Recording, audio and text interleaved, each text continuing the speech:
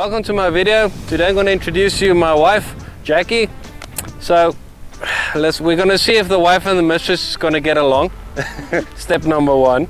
Step number two, she is incredibly inspired and wants to learn how to ride these big ass motorcycles. So we're going to start her off with the basics. She doesn't really know much about these big bikes, so we're going to start off with the basics.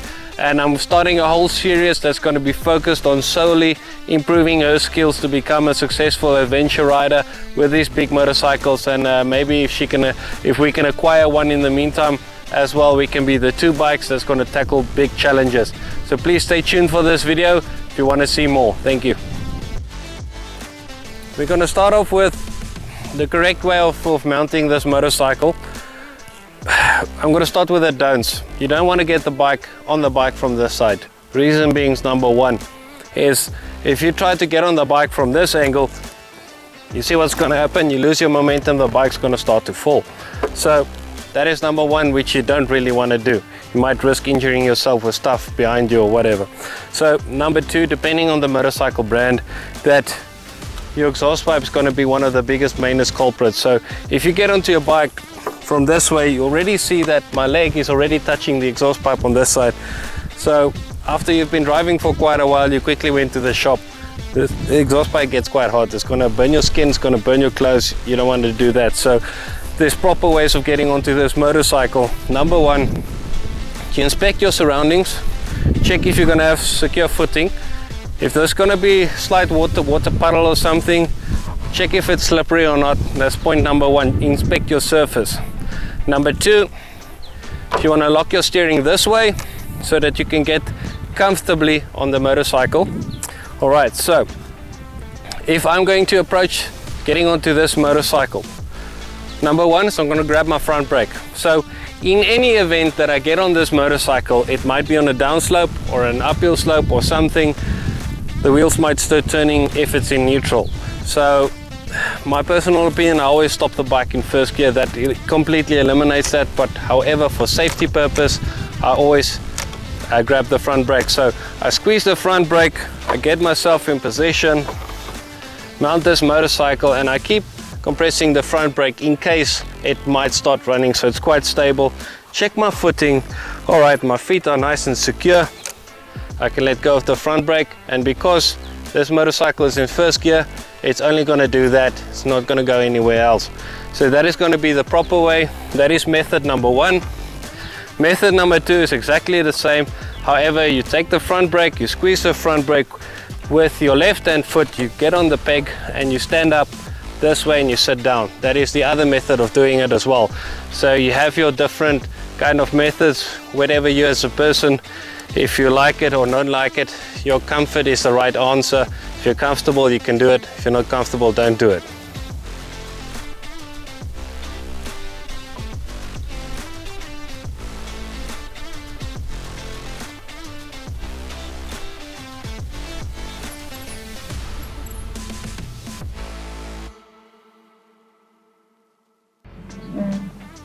Alright, so number one, before we start off with the actual exercises, I want to run through some basic controls based off my experience with this motorcycle. Number one, we're going to start off with the front brake. So we don't want in any circumstance to yank the front brake with a full hand with all four fingers engaged. The reason for that being is that your front wheel is going to start sliding, you're going to yank the brake, everything's going to spiral out of control from there. So number one, we're going to focus on the braking control. What you want to do is want to take the index finger and the middle finger, squeeze gently on the brake. These newer motorcycles, their brakes are incredibly strong, so you don't have to yank it like the older models, way older models. You don't have to yank it like that. So with this way that you can comfortably hold the steering and you can control the brake with efficient amount of force in your two fingers, and that's going to basically, you're going to squeeze the brake gently until you reach a stop. So there won't be a scenario that you're going to yank the front brake here, so we don't have to stress about that. Next over, we're going to move over to the clutch. Alright, so step number two is we're going to focus on the clutch control. So the rule of thumb is whenever you stop, in my opinion, that is the only time where you squeeze the clutch with all your fingers, all your hand. Reason for that being is then you you're going to stop. You're not going to initiate the clutch control any further. Your intention is to stop, so you're not going to do anything else on that. What we want to do for this case, in this scenario, that we're going to do some basic pull away exercises, we want to focus on clutch control.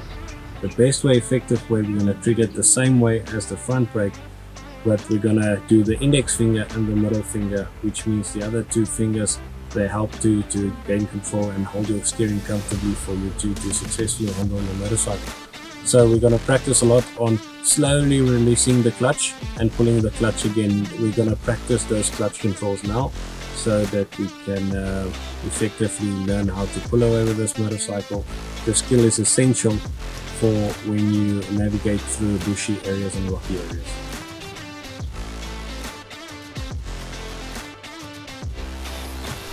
Right, you ready? Okay, so step one that we're going to do, now that you're on the bike successfully, we're going to check if you're comfortable. Do you feel comfortable in proceeding? Yes. Okay, cool. So, number one, we're going to switch on the ignition. All right. Now, before we continue, I notice currently that the motorcycle is in first gear. Everything else, there's no other warning lights apart from standard. Currently, for the sake of this video, we're on off-road terrain, so traction control is disabled and we are set on Enduro Pro mode. Otherwise, there might be some issues with traction and it's gonna result in you falling, which we don't want. So everything else is standard. There's no issues here according to what I see. Number one is for safety purpose. Before we start the motorcycle, we make sure we have the front brake engaged, meaning we pull the front brake, and then we're going to put the motorcycle in neutral. Currently it's in first gear. Just put it for us in neutral there. All right, great. So as you can see now, motorcycle is in neutral. So if you're ready and you feel comfortable, you may start the motorcycle, then we can carry on. All right, good. So we've done the part where we explain about the front brake with the two fingers and not the complete handling. We don't want to yank the front brake ever, especially on these newer bikes. And we've done the part now with the clutch. We only pull in the clutch 100% when our intention is to stop completely, to take all power off the wheel. Other than that, we always ride with the two fingers, that we have effective clutch control and we have a comfortable grip on the handlebars. So starting off with the basics, we switch the ignition on.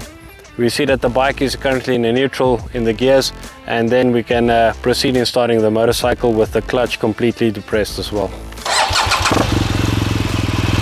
Right, so number one, before we carry on with anything else, she doesn't have any gear on at this stage. It's for effective communication.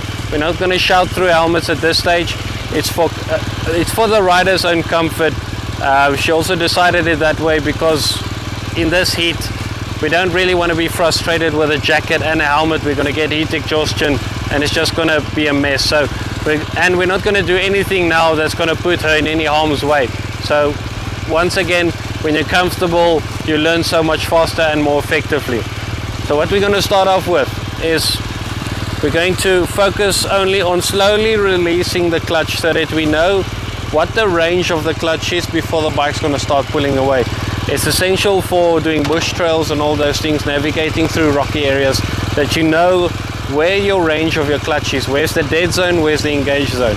So for now, what I want you to do with your two fingers, like you're holding it now, just slightly release it so you can feel, okay, it's going, and then pull it off again.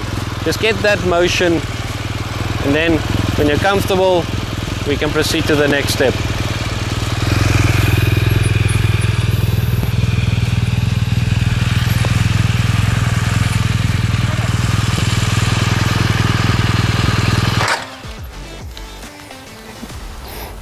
Alright, so that's not what needs to happen. It's all part of the learning process.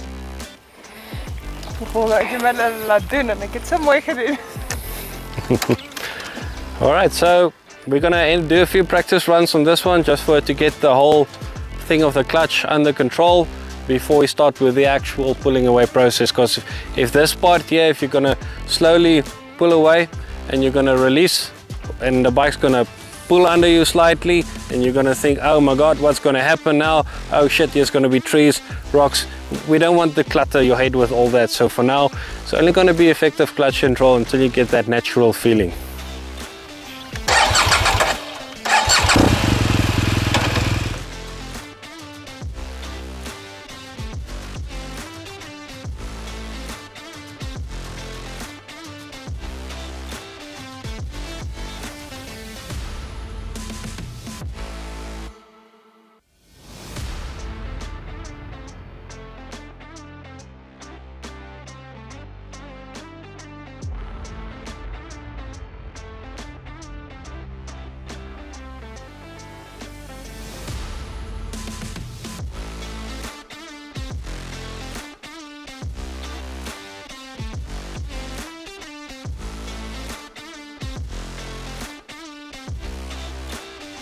Alright, so we've done the basics now, the do's and don'ts of how to get on this motorcycle. We've done the front brake control, we've done the clutch control, some slight exercises on that. So now what we're going to do, I'm going to give the rider the opportunity to come, get on the bike, start the bike, pull away, and then she's going to do a few laps, and we're going to take it from there.